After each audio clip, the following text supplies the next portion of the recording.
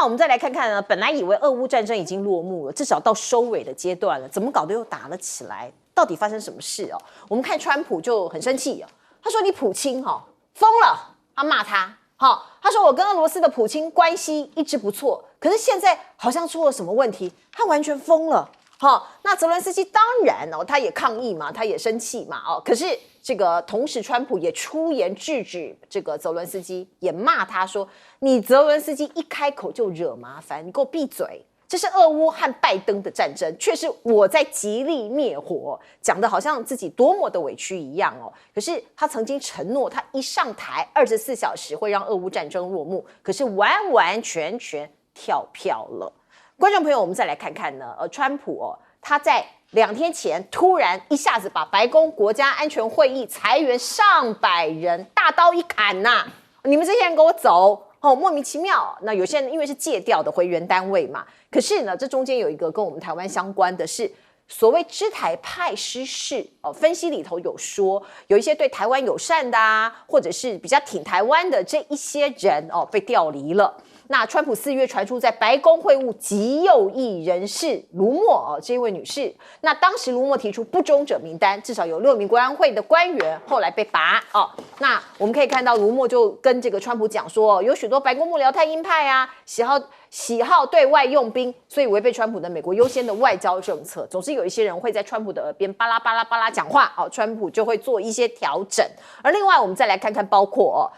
川普最近把矛头对准哈佛对这个美国的高等的精英的教育有很多的限制，包括国际生是第一波被他瞄准的人6800名在哈佛念书的国际学生，现在要求他们限时出境。虽然有大法官有法官其实做了某种程度的缓颊这个限制令是被暂停的，可是川普看起来不依不饶他生气说你们一定得走，因为你们挤压美国人的就读名额，你越多外国人来，我们美国自己的子弟就没有办法进去，就没有办法读哈佛。我们再来看看，包括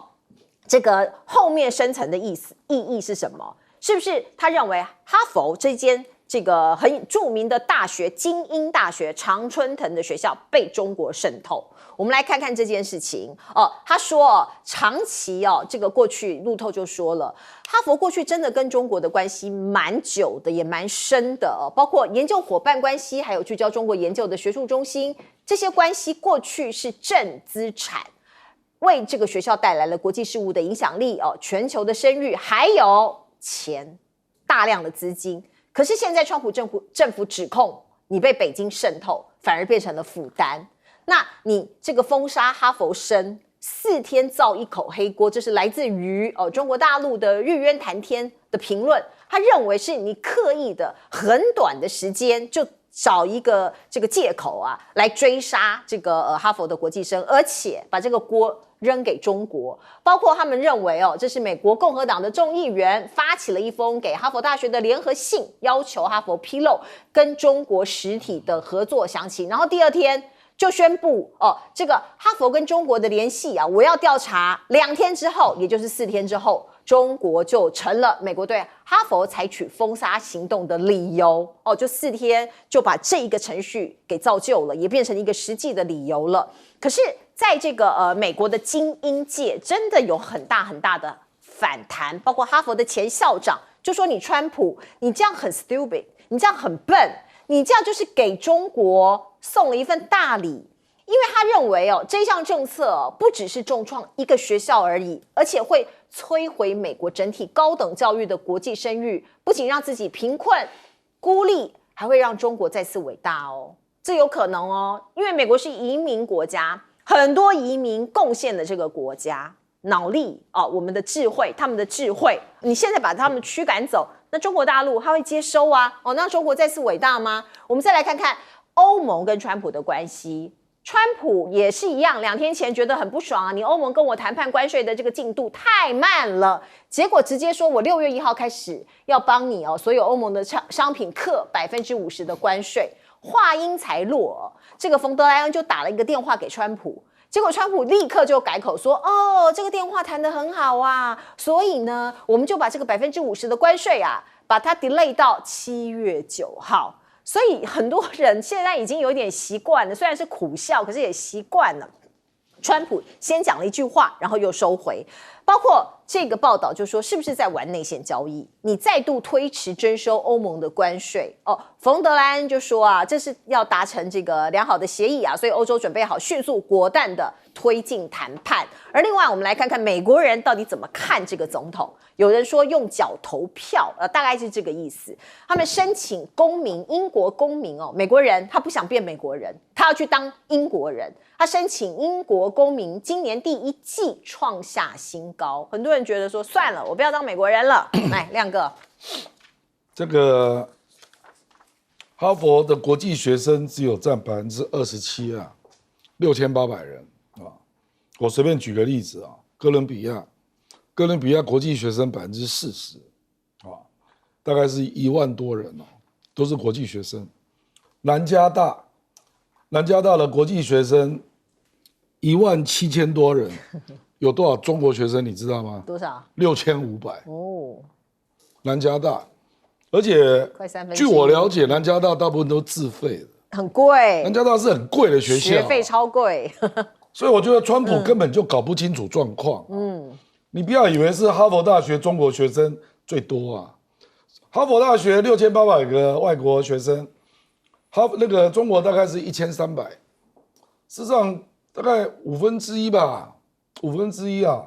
那有人在攻击哈佛跟中国的合作啦，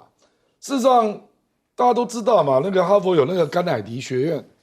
它本来就跟很多国家在做文官的培训啊。是，我们介大使去过，去2个礼拜，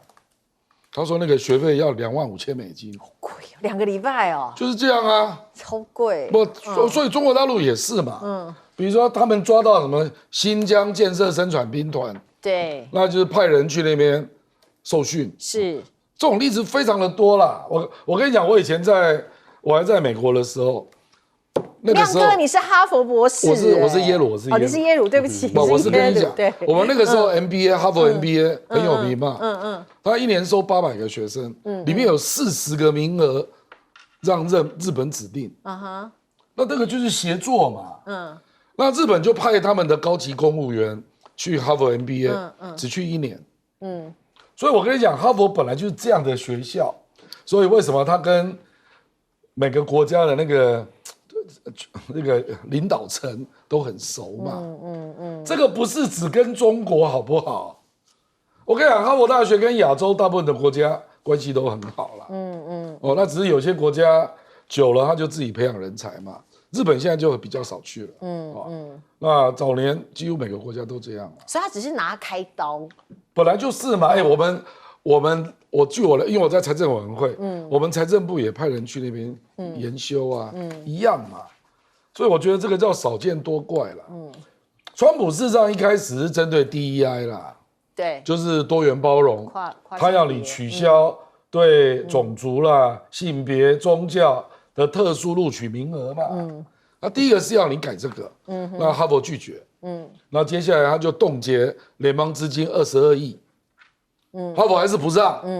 所以他接下来就火大了，就取消你的免税资格嘛，不是吗？哈佛还是不理你，惹毛了啦，所以这次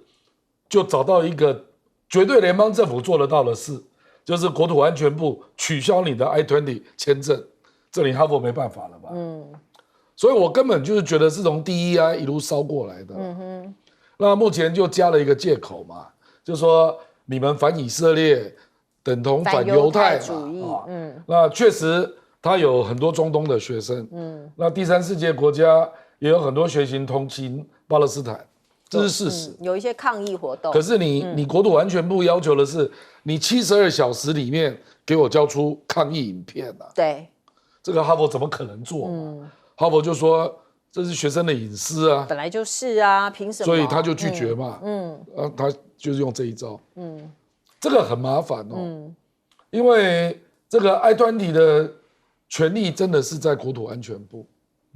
签证啊，比如说我们台湾是免签哦，交换学生，可是你那个 ESTA 去，你了不起待90天啊，对，没有办法做学生嘛，对，所以这个我觉得今年真是倒大霉，今年我们台湾录取22个，他们现在不知道要不要去，真的不知道怎么办。不是你根本去不了，这个对啊，你拿不到I-20啊，对，他不你只能拿到旅游签证，旅游签证只能待90天啊，除非你去，然后立刻拿到别的学校的签证，那对不起，你就不是哈佛生了。是，所以我觉得，那还有已经在学校里面的，他要你转学啊，干嘛的啊？现在全世界已经有很多国家表示他接受流亡哈佛学生啊，流亡的哈佛学生。不，德国就宣布了，他愿意增班，你要去哪个学校，德国全收。哎，这是国际抢人才嘛？是啊，香港也是啊。对，香港科技大学也是。对啊。所以我跟你讲，可是这件事情还没有完。因为我刚才已经讲了，哈佛外国学生只有27%。事实上，后面还有很多学校都被他盯上了。哥大好像是下一个。哥大是最严重的啦，对，讲白了啦。宾州大学也很严重了啊，西北大学也进来 ，Cornell 也进来。那耶鲁也会，耶鲁还在稍微后面一点。不过我跟你讲，排名第一的都是工学院。那个卡内基美伦排第2啊。他的外籍学生48%。我讲白了啦，你如果没有中国跟印度的留学生啊，你很多理工的实验恐怕不知道怎么做啊。我查了一下，哈佛的印度学生788，中国学生1300多，两个加起来就2100了，1/3。对。那其他学校事实上是更多，不是更少。可能以后美国的国力会慢慢的消退耶。对，因为这一波扫到哈佛，其实它有一个过程。我觉得一开始就像刚才这亮哥所说DEI， 还有其实就是以哈冲突。对，就是被这个像川普这样的一些共和党可能认为说，这些大学是美国这个精英的殿堂，已经左翼化了，过度的自由，而且成为怎么讲反犹的一个堡垒。也有时候在反映美国的这个外交政策，我觉得连到这个中国，我觉得是比较后来的。好，所以假设你真的要针对中国大陆认为是威胁，那其实川普1.0的时候有比这更直接的做法更多。那现在我觉得他把它放进去，那就像刚才所说根据统计，2024到2025这个哈佛收的这个外国学生里面，第一顺位的确是中国大陆学生1300多。然后是加拿大700多，印度500多，然后韩国跟英国500多，那台湾带在后面一些。好，所以这个是一个完整的一个图像。那因为进入哈佛真的是非常非常不容易，但是现在其实哈佛只是其中之一而已。那之后像因为哥伦比亚才被冻结4亿多，这个美金，所以哥大校长应该是之前已经辞过。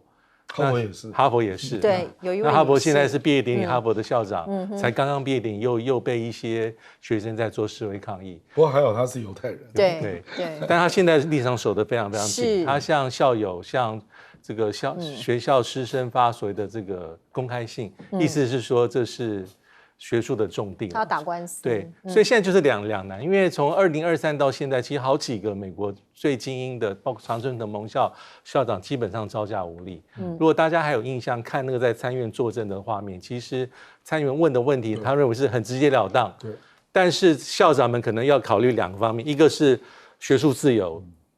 言论自由，学生的自由；另外一方面，议员比较在意的地方是校园秩序，还有犹太裔学生的安全。还有你这学校政策会不会很偏颇？问到要不要保护犹太裔学生安全的时候，可能这些校长开始用很多法律的字眼去讲，所以通常讲完这个参议院作证完之后，压力就来了。什么压力？参议员的压力、众议员压力、金主的压力，就董事会都出来说话，所以好几位校长在这个过程当中就说我辞职。所以这个火才刚刚烧起来。其实我觉得后面最后一句话是反映出美国现在社会里面一种多元已经没有办法，但是是一个高度的撕裂的状况。是。来，将军怎么看？乌克兰俄乌战争能够这样子的话，乌克兰变成一个战略棋子，泽伦斯基他也没有办法来有一个很好的下台阶。他就当初的他的国家战略错误，让这个变成欧洲国家顶乌克兰，让那乌克兰一个人单挑北极熊，单挑俄罗斯，就现在打成这个状况，变成大家欧洲借钱给乌克兰，让乌克兰去打，去抗俄，结果呢，俄罗斯当然俄罗斯是打弱了，弱化了俄罗斯，但是却是牺牲了乌克兰，整个乌克兰都被人牺牲掉。那在欧洲的，尤其是这些欧洲的国家，北大西洋公约组织，他们就相对的比较安全，因为一个弱化的俄罗斯对欧洲国家来看，也就相对的是安全的提升。但是问题是乌克兰怎么办？乌克兰，所以乌克兰变成他不愿意面对这个战略错误，进入了战略死胡同，走不出来了，走不出来。你看现在乌克兰，但是这个丢掉了12万平方公里，怎么打都打不回来，怎么打都打不回来，牺牲掉了国土，牺牲掉了宝贵的生命。据我估计，大概整个乌克兰战争结束，大概乌克兰要死亡，他的士兵大概要40万人。那你这样子，乌克兰这个死亡的士兵怎么样去交代？死亡的士兵还丢掉了尸土，另外还最重要的还欠了一屁股债，12兆新台币怎么还？所以泽伦斯基看呢，将来战争总有结束的一天，但是乌克兰每一个人生存人所背负的国债，他怎么去还？当一辈子奴隶来还这个钱，所以乌克兰就是当初没有国家的一个战略的评估，用的也不是那么专业的相关的战略的人才，把乌克兰的国家陷于险境。另外我们来看，就是这个川普的这个对哈佛大学这一方面的限制，我认为这个对川普来看，我认为是一个失分的。为什么？因为一个教育它一定要国际化。那国际化，你现在把这些人都赶走之后，就没有国际化了。国际化是大学非常重要的价值，你居然没有国际化，变成单向化。而且不要忘了，这些外籍的国际生到这个地方，将来都是亲美的。他们受完教育回到他的国家，都是亲美的精英，对美国的这方面都会有很大的贡献。反而因为亲美的关系，对美国的价值都会有所延伸。那川普没有看到这一点吗？我认为川普失算了。是川普失算了。另外一方面，我看到中国大陆正在拉帮结派。李强，中国大陆的国务院总理他最近出访连连，他正在印尼做国事访问你看到他跟这个印尼总统普拉博沃举行会谈，两国有签署12项合作文件，央行也签署了谅解备忘录要扩大本币结算的合作范围，这意味着这两国要减少对美元的依赖。而另外我们看到呢，过去印巴冲突的时候，不是大出风头的那一架歼10 C1 吗？那我们也可以看到呢，印尼有一段时间，因为它大手笔的采购了42架的这个标风战机，就是法制的标风战机，所以也引起了国内的民众还有媒体就说，你政府是不是应该要放弃这个法国的标风呢？改买大陆的歼10呢？因为比较贵嘛，好像看起来在实体的战争、实体的世界里面，这个也不是特别的厉害可是这一次李强跟印尼总统的会谈里面，相关的新闻里面是没有看到采购歼10的议题。而另外呢，李强也到马来西亚出席东协和中国海合会的峰会。你看到的包括这是轮值主席东协的轮值主席马来西亚的首相安华邀请他。那你也可以看到，包括李强他是撑着包机抵达。那两边也就这个两国跟东协之间的一些合作有很多的会面跟很多的会谈。那我们看到东协现在可能有多一个成员国，东帝汶将加入成为东协的第11个成员国。那你看到这个地图，大概整个东南亚很多主要的国家都在东协之列。东协的秘书长高金洪也说这个东协自贸区就是中国跟东协的自贸区3.0版将与 RCEP 互补共促就是有一个小圈圈一个经济上面的一个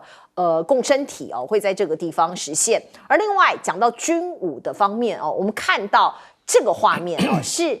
被这个军迷的网站所报道的。我们看到这是中国歼35A外界认为它可能已经进入了量产期，是不是外销到巴基斯坦或者是埃及？像这样的传闻不断，为什么呢？主要是您看到这架飞机它的涂装是绿色的涂装那也代表着巴基斯坦的国旗颜色，所以外界就说有没有可能其实包括这一架歼35A 可能已经是首架进入量产期，而且有部分的网络消息说已经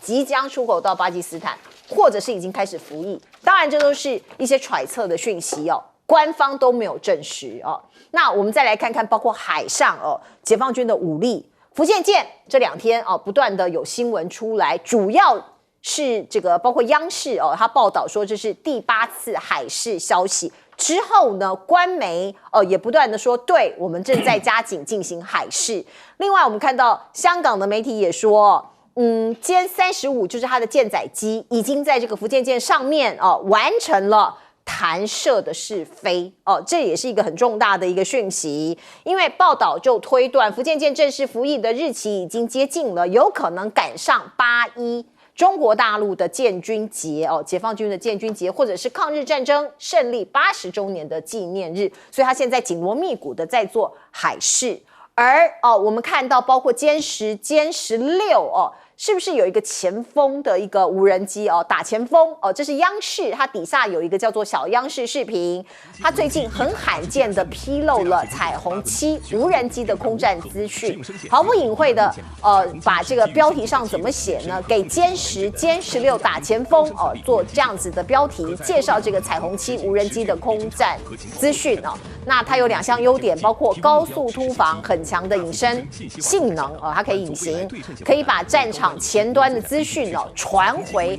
给后头的无人机，就是我们刚刚讲的，像是歼10啊，或者歼16就是它搜集这些讯息，然后再传回来。那刚刚说到的包括海上的一个部分辽宁舰现在动作很大，这是来自于日本媒体的报道。日本的防卫省它公布了中国航母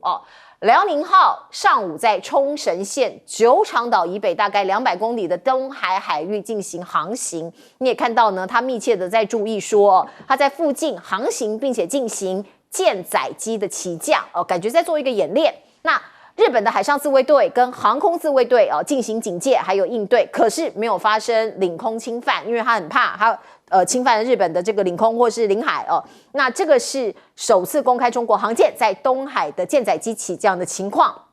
日本人说他们会持续关注中国军方的动向。那我们可以看到呢，有很多的分析报道就出来了，包括辽宁舰编队北部海域快打操演航机罕见的可能会穿越东部海域那他的报道是说，似乎有意直接往台湾东部来航行，是否会首度穿越台湾跟日本与那国岛之间的这个航海的区域呢？两国都在高度的关注。来，先请教亮哥怎么看中国大陆不管是在海上、在空中的军武？我这个歼35A这么快就卖到国外，这个令人有点意外。本来大家预期是明年那因为最近真的有一些消息传出来，说巴基斯坦要买40架。那有人说秋天可以先给30架。那这个当然，印度大概又要跌破眼镜了，因为这个是逆中战机那比歼10C还可怕。那如果到时候也用数据分享来做连线作战，那印度怎么办？印度大概现在也还没有 F-35，其实印度也没有 F-16啦，因为它长期不是买美国系统的，所以现在就麻烦了。如果真的给了歼35A 这个应该是外销版那印度真的不知道怎么办那另外你提到那个彩虹7无人机，已经有实际的可能是空战的演练坦白讲，这个对台湾跟美国都不是好消息啦。为什么呢？因为彩虹7它是设定为它是长程的，它可以飞1万公里它可以飞16个小时。那因为它可以飞到16000米的高空，所以你就知道它是来干嘛的。它等于是飞到比较深的地方在做侦查嘛，然后锁定了位置之后，把数据回传给后面有人机嘛，对，那你可以想象嘛，它如果锁定航母的位置，那就可以导弹可以去打航母，对啊。那如果锁定台湾某个东西，那导弹就可以来打那个台湾某个基地嘛。对，所以亮哥讲的没错，对我们或者对美国来说都不是好消息来，我们进一下广告。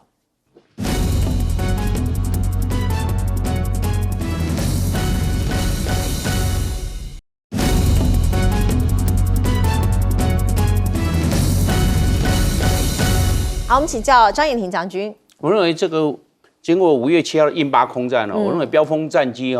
这其他国家向法国订购的我认为会简单，不是契单就是简单减量。因为第一个它非常贵，价格问题，它每一架标风战机大概1.9亿美元，大概买一架标风战机可以买3架歼十七你看看那个标风战机那么贵，你那么贵，结果战果还不好，价格太贵的是原因，大家一定会简单，把这个量减少，42架减成21架，或者再减少一点。第二个呢，是因为战果差，那么好的飞机还打输人家，所以我认为就会简单了。其他国家向法国买都会简单，减量，减量是这样。第三个是会造成飞行员压力大，因为他那么好的飞机被干掉，那么好，那到底是好还是不好？问题就出来了。所以飞行员每次飞这个飞机他会有我这个飞机是有光荣的战机，他会有信心来加油。我这个飞机是被人家干掉的，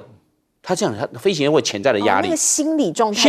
每个受训会这样。我这个飞机是被人家干掉的，而且是被比较差的飞机干掉。那我这个飞机到底好还是不好？我认为一个价格的压力还有战果太差还有另外一个飞行的压力。我认为很多国家对标风战机会减量，他们定出来的减量，因为有的都他也付头期款、付定金了，你还不得不买，那本来第40架，那买20架就好了，可能会有这种效益。另外我们看辽宁舰通过这个要从这个钓鱼台水域从那个由北而南南下，如果他是走这个宜兰、花莲、台中这样过来的时候，我如果是走这条路线的话，我判断中共已经掌握到台湾的鱼叉反舰飞弹的部署位置跟电子参数。你鱼叉飞弹是反舰的，鱼叉飞弹专门是打军舰，不空射鱼叉也好，还有箭射，就是从军舰上箭射鱼叉好，他都中共完全掌，他不怕你，我就走这个地方，你要来将来的时候也会走这个地方来打，因为你的位置还有电站参数，还有雷达参数我都掌握。第二个事情呢，就是说我们的这个雄风飞弹也是反舰的。我们的雄风飞弹的部署跟电站参数也被中国大陆掌握了你这样你打的话都打出去没有用了，反正电站参数掌到我就电子干扰，直接掉到海里面。那我还有个大拉走宜兰、走花莲、走台中下来，因为这个都是距离台湾非常近，都在鱼叉跟雄风飞弹的射程之内。如果他一赶走，表示他这2个都是掌握住。是，我们先进一下广告。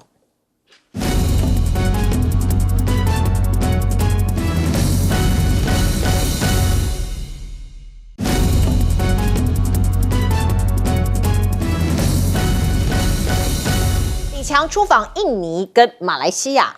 对，因为我们知道说周边外交向来是北京很重视的但20年前，我记得那时候胡锦涛有个外交的4个布局周边外交是这个首要大国是关键，这个发展中国家是基础多边是舞台。那为什么现在周边外交对中国大陆这么重要？我觉得还是跟美中的这个竞争越来越白热化相关。再加上因为川普一上任之后要打对等关税，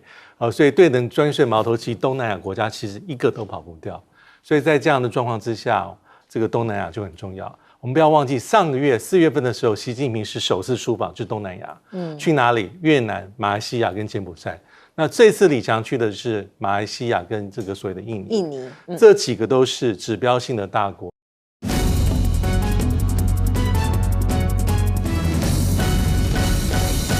好，欢迎您回到新闻大白话的节目现场，我是前次介绍这1个小时的来宾，首先是耶鲁政治学博士郭正亮，大家平安，以及淡大战略所教授李大中，主持人好，大家平安，以及前空军副司令张延廷将军。主持人好，大家好。好，观众朋友，我们赶紧来看看川普又在搞什么。他在弄这个关税战，目的不是要让制造业回来吗？可是他现在讲咯，他说你们误会我了，我这个制造业不是做什么鞋子、袜子、衣服，我要的是晶片、电脑、战车、军舰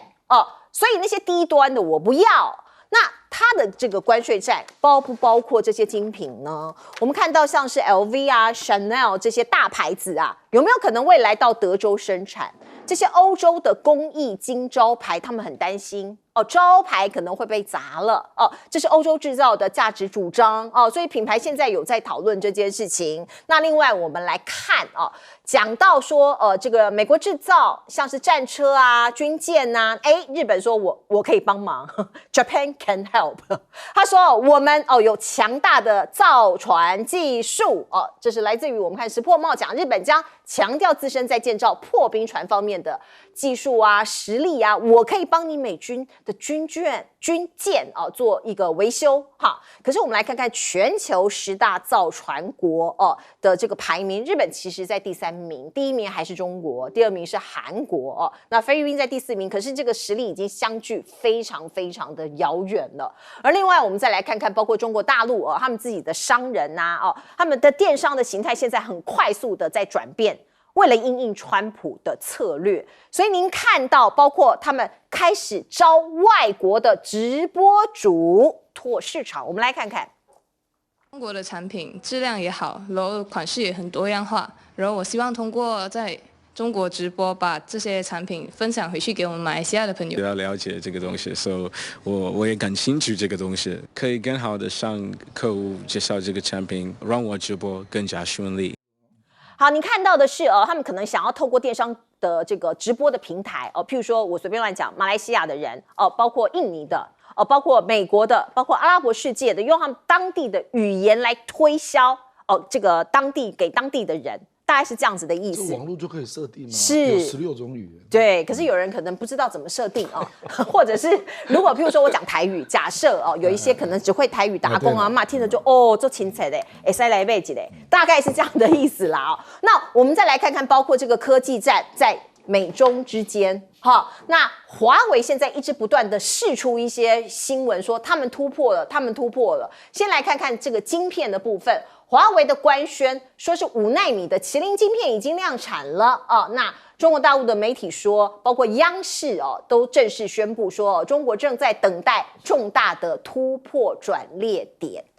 包括小米说他们自己研发的3奈米的玄界01晶片也发布了央视同时也在新闻中插播说，这是中国大陆3奈米晶片设计的一次突破，紧追国际先进水准所以不断的在放一些消息，就是中国大陆突破美国的技术的封锁。而另外我们再来看看，包括跟我们台积电相关的是我们刚刚讲的小米自行研发的3奈米的这个晶片，说是找台积电来代工。那现在呢，有媒体就报道，来自美国的 CNBC 就说，如果真的台积电去代工小米的这个3奈米的晶片的话，川普会去弄你川普会去不会忽视台积电会被禁止跟小米来合作。而另外我们再来看看，包括像是这个台湾最近发生的一些军事基地好像被偷拍，到底是怎么拍的呢？这是来自于小红书有人 po 一段影片，是我们的空军花莲基地的内部部署。这么厉害，到底是怎么拍的？还是说我们内部有匪谍？我们先来看看，包括军事专家苏紫云就说，这个是不知道谁拍的，可是可能影响我国军事的安全。有一位研究员叫苏孝煌，他说可能涉及中国人士或者是在地协作者，呼吁军方加强无人机侦测跟反制措施，防止更多的威胁。那可是军方我们中华民国的军方是没有做出任何的回应。那有人也问了，说有没有可能透过卫星空拍定位，然后把这个画面截下来呢？等一下我们都会请将军来跟我们分析。不过有一些很反制的言论，现在因为大罢免嘛，所以不断的在网络上面传播，包括这个讯息，大家知道这个听起来我真的摇摇头。最近不是有很多高龄驾驶肇事肇祸那当然是一些不幸的社会事件，可是却有人说这是洪共派间谍潜伏台湾，蓄意制造车祸。证据是什么这个网友说，你如果用 Google Map 来看就是包括这些这个出车祸的地点，通通每个车祸的这个位置随便一连都是直线这不是废话？你这点跟点，你一连不都直线吗？然后他还说，这个看起来像是5星旗而且把不表态挺绿的店家标5星旗，发现这个都是5星旗，所以这个很反制啦。可是也有人相信看起来是为大罢免天柴火，包括说哦，这个是这个红共啊、间谍啊，想要扰乱我们台湾呐、哦，而且这位网友还说，每个点相连起来都是直线呢，难道只有我发现吗？啊，随便2个点不是也连起来也都直线？我这样一画也是直线。好，我们再来看看，包括有一些科学的东西，大家真的要相信科学。中国大陆的北斗卫星现在真的是不容忽视啦，包括英国的经济学人都分析北斗现在有56名卫星，56枚卫星，数量是 GPS 的2倍。另外，北斗有120个地面站，GPS 只有11个我们台湾都用 GPS 比较多嘛在美国 GPS 长期投资不足的情况下面对中国北斗卫星的崛起可能会失去优势。我们来看看中国大陆不断的在崛起，不断的在增强他们在科学方面的实力呀，科技方面的实力。这个对他们来说是民族复兴他们经常挂在嘴边的2件耻辱啊，1993年的银河号事件。美方说有证据啊，说这个有什么可疑人员呐、强行去登船检查让银河号顿时迷航。那时候美国也切断银河号的卫星，还有这个 GPS。那包括1996年的时候，中国的洲际导弹疑似受到美国 GPS 的影响让2枚导弹发射失败所以他们就是要雪耻。他们的北斗现在发展的已经不容忽视了。我们先请教亮哥。经济学人这个叫后知后觉啦，后知后觉，早就超过了尤其在亚洲啦。这个牵涉到你的卫星的密集集中在哪一块那美国当然欧洲跟美洲一定最集中嘛所以很多亚洲东南亚国家都是用北斗就是真的比较清楚那另外比如说它可以有 text message， 它是双方互动的嘛，所以比如说远方的船只就可以 text message 回来给救援单位，这个 GPS 也做不到GPS 是单向的嘛，所以这个后发的科技本来就会追过前面的科技GPS 已经很久了GPS 大概领先北斗可能有30年所以这个就好比美国的军舰嘛，它有很多，比如说它的航母很多都30岁以上了，所以它上面的装置对比福建舰就是最新的攻击系统，最新的雷达系统，还有弹射装置一样嘛。那美国你如果要追上来，美国当然做得到，对，可是那也是一大笔钱，他没有办法。所以这个其实也没什么啦事实上，连美国飞行员这个将军也知道啦，就是他事实上都会把北斗当作副手真的他有时候要参考坐标他们自己也在用。这个并不是什么秘密啦，当然他能够用的是民间的啦，不是军规啦，军规你拿不到嘛，就是备用的意思。备用就是他万一啦，以防万一。比如说有些地区人家卫星真的比你多嘛，所以就比你清楚嘛。所以我觉得这个就是正常的科技，就他追上了最近他还有一个东西嘛，叫算力卫星，让它射5枚可以架成一个星座嘛。那个算力也超过美国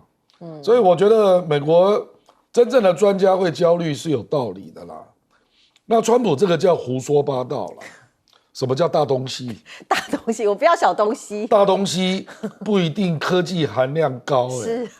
比如说造船业，造船业是美国自己不要了，因为它的附加价值不高，造船业没有办法回美国因为它的薪水已经到了7、8万了嘛，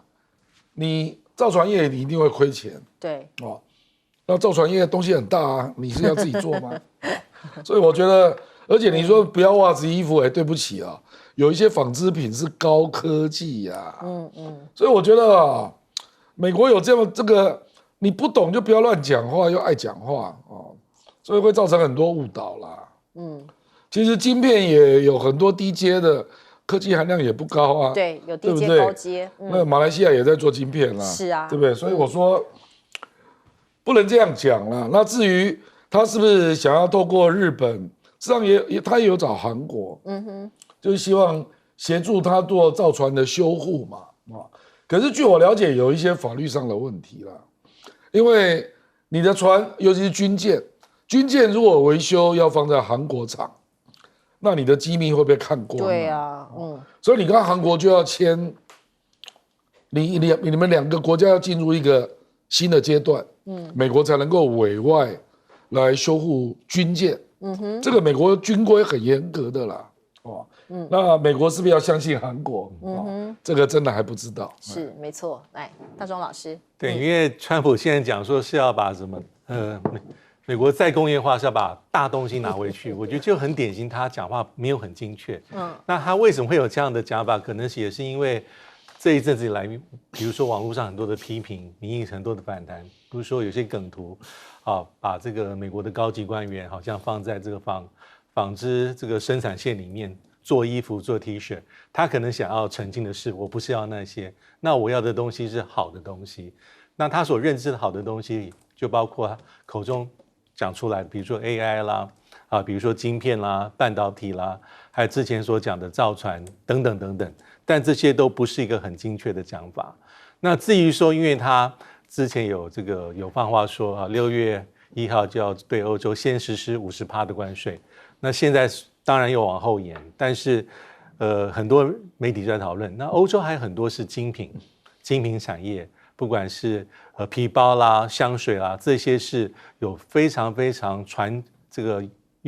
悠久的历史，而且在当地已经有很多它的这个产业链、它的聚落、它的生态系、它的比如说皮革厂、它的物流中心等等等等，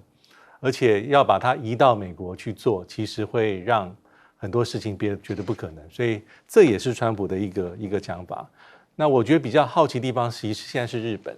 因为我们发现日本的石破茂总理，最近的讲法当然是比较强硬，他讲过好多次，美日的谈判绝对要以日本利益为最大优先。但是老实说他也有他的一个时间上很重要的压力，所以我们看到日本的谈判代表斥责已经谈过3回合，他刚刚从美国回来，但这一次他并没有进到这个贝森特，他见到是商务部长跟贸易谈判代表。但是我觉得有个地方大家可以稍微注意一下，其实石破茂已经把他的底牌带先出来了。什么先出来？他特别讲，上礼拜才跟川普通过电话。目前日本想要做的是，在6月中旬在加拿大的 G7 峰会的时候，在当场这个川普能够跟这个石破茂首相有一个，比如说一个大概可以定案的这样的状况。所以代表什么？代表石破茂还是有他时间压力，因为7月份又有所谓的这个参议院的选举。那如果一切顺利的话，应该是这个川普本来是说这个7月在9号左右的时候，如果谈不顺利，统统要恢复原状，所以他的压力是非常大。那到底日本有什么样的筹码？其实筹码大家都已经讲遍无数次。第一个是阿拉斯加440亿美金的投资，第二个就是刚才所讲比较新的东西，就是什么破冰船的技术啦，还有这个帮忙这个美国在印太地区的船做维修，这个实际石破茂也不是第一次所讲。